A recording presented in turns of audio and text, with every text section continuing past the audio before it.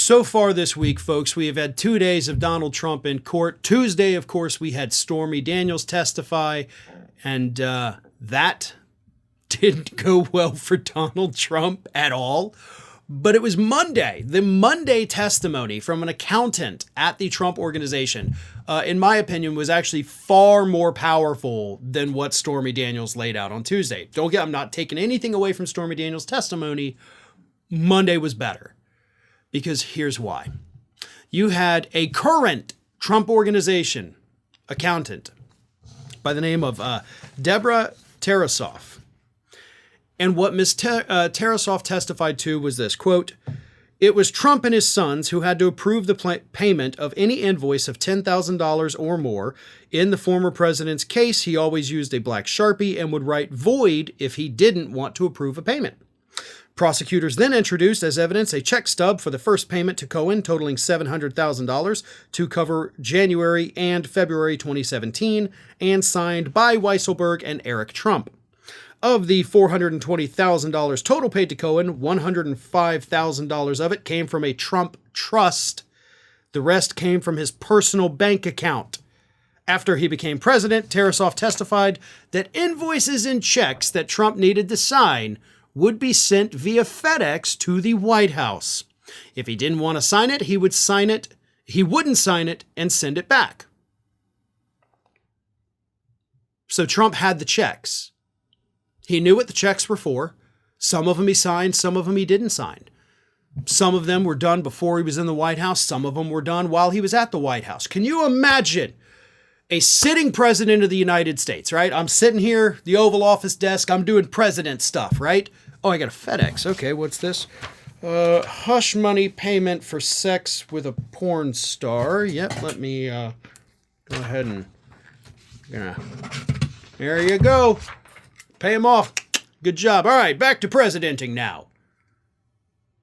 Are we to believe that that is what happened? Because that is horrific. But based on the testimony from Mrs. Tarasoff, that's what happened. Trump knew about it, knew about the payments, personally signed off on the payments, knew what the payments were going for. I mean, almost case closed at that point, it feels like. They got him dead to rights at this point, folks. Yeah, it's a statement, a comment that Mike Papantonio likes to make all the time when you've just got somebody and there's no way out of it. That, to me, is what this looks like. And there's more. Andrew Weissman wrote on Twitter, "Exhibits 35 and 36 are key. They are the bank statements showing Cohen paid Stormy $130,000 hush money and notes by McConney and Weisselberg calculating the amounts Cohen needs to be reimbursed to make him whole after disguising the reimbursements as legal fee income."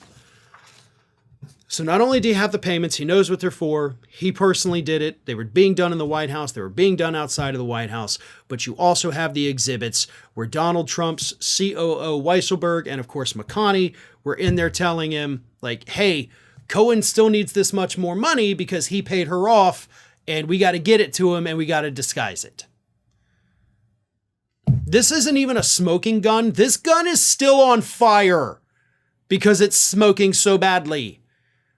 And if it were anyone else but Donald Trump, I would say, yes, he's definitely going to get busted for this. Now, I will amend, because earlier this week, obviously, talking about the, gag order violation that Trump had and he got a slap on the wrist. I do think Trump will get convicted here. Like, that has not changed. I think Trump will be convicted.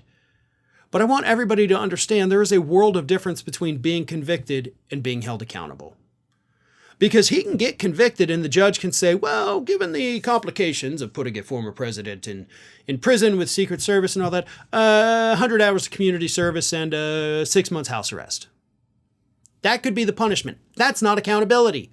So he could still be convicted, but not held accountable. And at this point, I do think that that is probably the most likely scenario that's going to happen. Well, folks, we have crossed that 1 million subscriber milestone, but rest assured, we are just getting started here at Ring of Fire. So if you're not already, please do subscribe to the channel and make sure to like, share, and comment on the videos.